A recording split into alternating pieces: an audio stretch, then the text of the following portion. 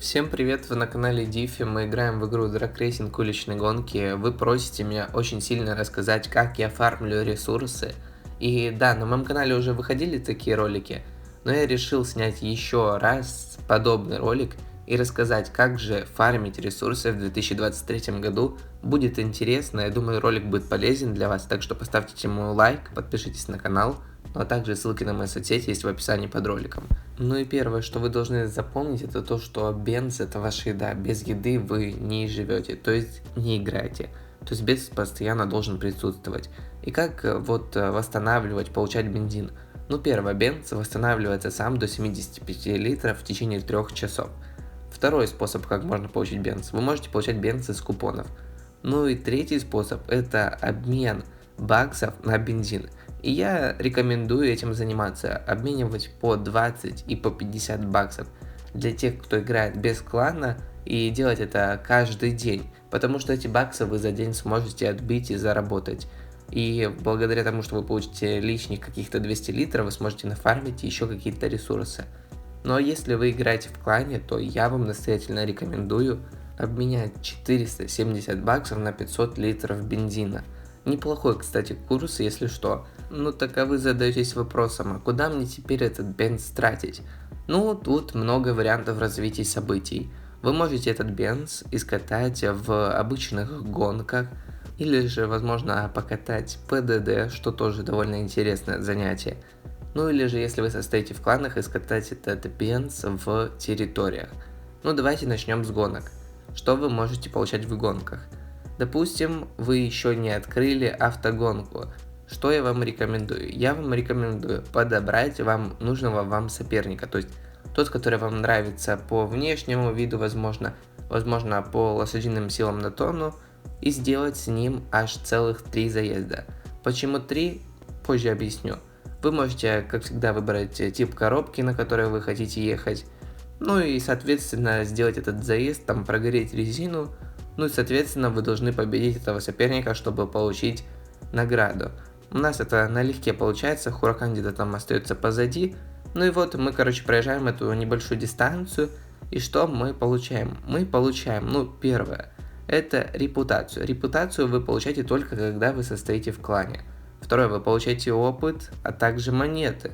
Ну и, соответственно, еще чертежи. Чертежи нам очень нужны, так же самое, как и монеты.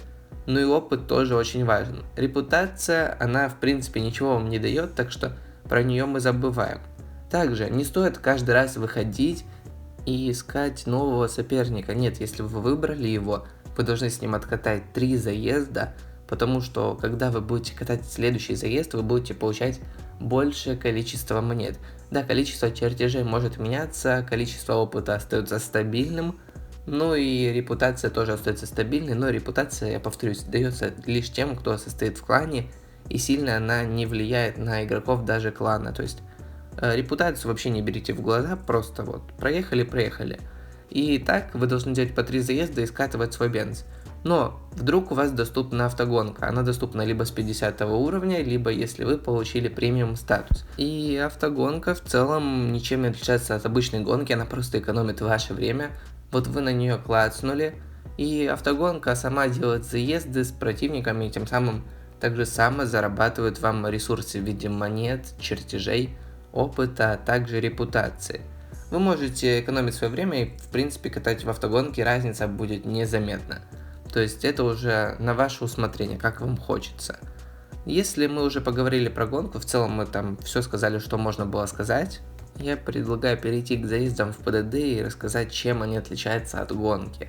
Заезды в ПДД отличаются тем, что они более взаимодействуют с игроком. В гонках у вас цель просто победить, а в ПДД у вас цель не нарушить правила дорожного движения. То есть на определенной дистанции у вас будут раскиданы различные знаки, и вы должны их не нарушать. Потому что если вы нарушаете, вы получаете определенное количество штрафов, что будет влиять на конечный результат. То есть вы можете, допустим, получить 1000 монет, у вас 10 штрафов, и тогда вы получите уже 900 монет. То есть штрафы будут влиять на конечный ваш итог, сколько вы сможете получить. Ну вот, допустим, вы нарушили, сейчас не остановились, проехали знак, вы получаете вот этот штраф. И этот штраф вы сможете увидеть в конце гонки в результате, сколько процентов вы, так сказать, стратили. У вас будет это количество 100%, будет отниматься количество ваших штрафов.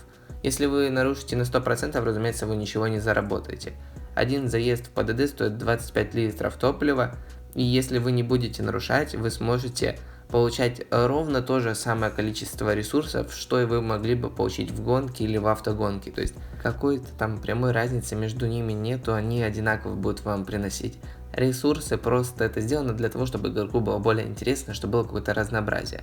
Но вот в ПДД вы можете, кстати, не нарушать, такой вот лайфхак. Вы можете вообще, точнее нарушать вы можете, и не будете получать штрафы, если на вашем автомобиле установлены спецсигналы. Но спецсигнал это дорогая штучка, и я бы ее не рекомендовал вам ставить, если вы состоите в клане. Тогда ПДД вы 100% забудете.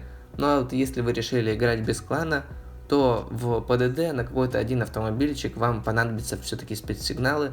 Тогда вы эту дистанцию будете проезжать за меньшее количество времени, но при этом получите максимальное количество от выигрыша, то есть все 100%. Но есть еще третий способ, где можно потратить бензик. Это у нас территория. В территориях вы участвуете, когда вы состоите в клане или без клана. Но без клана катать в территориях смысла не вижу. А вот если вы катаете в клане, вы также само тратите 25 литров топлива, как и в ПДД, но при этом вы получаете, помимо тех ресурсов, которые вы получите в ПДД, вы еще будете получать влияние у босса. И когда вы наберете 100 влияния, вы получите вот такой вот синий ящичек. И этот ящичек вы можете продать, можете открыть. И можете таким способом либо вот этот сет собрать или на этом зарабатывать. Если вы заберете первое место, вы сможете забрать розовенький ящичек, он стоит в разы дороже, его тоже можно продать, его тоже можно открыть. Короче, катать с боссом намного выгоднее, и я бы вам рекомендовал состоять в клане. Но вот, допустим, вам недостаточно того заработка, который вы получаете в гонках, в ПДД или в гонках с боссом. Что же делать? Для этого стоит повышать квалификацию. Каждая квалификация, чем она выше у вас, тем больше вы будете получать доход. То есть больше монет, чуть-чуть больше чертежей. Да, вот это чуть-чуть вроде бы оно как бы незаметное, но если вы откатаете, допустим, 100 литров, это уже будет какая-то заметная для вас разница. То есть рекомендую вам повышать квалификацию. Но, допустим, вам даже этого недостаточно, что можно еще сделать? Если вы состоите в клане, то вы можете попросить главу клана, а если вы являетесь главой клана, вот сами создали свой клан, то рекомендую вам закупать флаги на монеты, которые вам дают плюс 20 монет к победе, и флаги на чертежи, которые вам дают плюс 10% чертежей за каждый заезд. Это реально очень помогает, и это заметно. И вот когда вы уже повысите квалификацию, будете получать различные флаги, то реально ваш доход увеличится. Но вы спросите, где можно, допустим, еще заработать монеты? Вы можете зарабатывать монеты, как и чертежи, еще и в испытаниях. Вы можете катать испытания, вы там, если будете проезжать на 100% или чуть-чуть меньше, можете получать ящички с предохранителями, их можно открывать, их можно продавать. Все зависит от ваших интересов. Ну, еще вы там можете заработать чуть-чуть монет и чуть-чуть чертежей. Как проезжать испытания, думаю, показывать не стоит, думаю, все из вас знают. Но у вас опять же возникает вопрос, а где можно еще чуть-чуть где-то хапануть, так сказать, монет, чертежей? Ну, с этим вам может помочь чемпионат. Если вы будете участвовать в чемпионате, тратя билетики чемпионата, вы сможете повышать свой ранг. Если вы дойдете до определенного ранга, то за определенный ранг вы получите определенную награду. Сейчас я вам это покажу. Ну вот, вы тратите купончик, делаете заезд, при победе ваш ранг растет, при поражении ваш ранг падает. Вы спросите, где брать билетики? Билетики падают с гонок, с ПДД и прочее. Эти билетики вы тоже можете продать, на них тоже зарабатывать, но я бы рекомендовал их все-таки тратить в чемпионате. Вот когда вы уже дошли до определенного ранга и видите, что не можете никого обогнать, тогда можете эти билетики сливать. Ну и вот, я выиграл в чемпионате, мой ранг повысился, и вот когда я дойду до определенного ранга, вот в конце сезона, я смогу тогда и получить соответствующую награду, соответствующую своему рангу. И если я дойду, допустим, до Лиги Чемпионов, я смогу получить чемпионский ящик, с которого может выпасть Мерседес или Dodge Drama, ящик со спецсигналами или ящик удачи. Кроме ящика удачи, все остальные предметы можно продать на рынке и на этом тоже заработать. Но дойти до чемпионской лиги тяжеловато, так что даже если вы дойдете до желтой лиги, фиолетовой, вы тоже получите какие-то ресурсы, эти ресурсы вам все равно когда-то пригодятся. Так что катать чемпионаты тоже полезно. Но вот если вы спросите, а как мне получить, допустим, турнирные очки? Ну тут все просто, вы участвуете в турнирах, и я бы вам рекомендовал участвовать в стойке, потому что в стойке можно всегда получить больше, нежели, допустим, в турнирах кастома или свапа, как их сейчас уже называют. И если вы там, допустим, займете какую-то позицию в турнире, то есть какую-то выигрышную, вот попадете в топ-10 победителей турнира, то вы получите еще соответственную награду. Сейчас вы, конечно, уже не будете получать 10 баксов за участие в турнире, как это было раньше, но тем не менее, эти турнирные очки, которые вы сможете накопить за определенный период, вы можете потратить в турнирном автосалоне, купив себе какой-то автомобиль. Или же вы можете подобрать тот автомобиль, с которого можно будет снять движок, и этот движок продать на рынке и заработать тем самым какие-то монеты. Я бы на вашем месте старался реально вот зарабатывать, копить и продавать. Ведь когда вы войдете во вкус, когда вы уже сможете это стабильно делать, вы сможете фармить активно ресурсы. Ну вот, давайте еще припустим, что вдруг вам там захотелось получить лавры. Лавры — это та валюта, которая тратится в эксклюзивном автосалоне, где их брать. Лавры вам выдаются в наградах, когда вы проходите контракт. Кстати, настоятельно рекомендую проходить контракты, ведь в контрактах вы получите монеты, купоны с топливом, возможно еще какие-то награды в зависимости от контракта.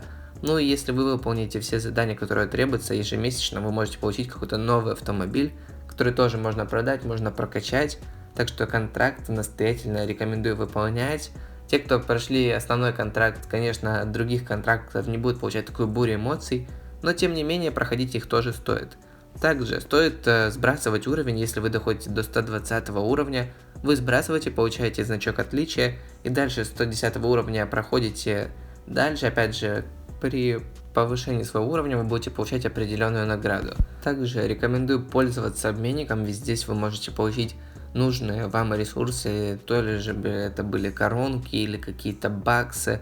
Ну, в общем, пользуйтесь обменником, допустим, вы обменяли вам на коронки, если вам нужны коронки, но я бы вам рекомендовал обменивать на купоны по 10 баксов.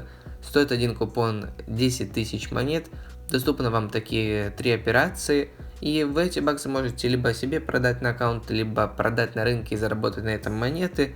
Ну, в общем, обменником стоит пользоваться, это выгодно в плане того, что вы можете на этом наварить монеты или просто получить нужные вам баксы. Также, как я и сказал, рекомендую проходить контракт. Вот видите, я просто обменял и получил уже награду какую-то, и эта награда у меня отправилась в инвентарь. Я бы вам не рекомендовал вот тратить свои чертежи, которые вы заработали в гонке, ведь эти чертежи вам понадобятся в прокачке автомобиля. Я не говорю, что не стоит перепродавать их стоит перепродавать. Также я не говорю, что стоит продавать свои детали для свапа, если вы хотите в будущем сделать свап, это невыгодно. Не стоит продавать свои купоны с топливом, вот этого делать вообще не стоит.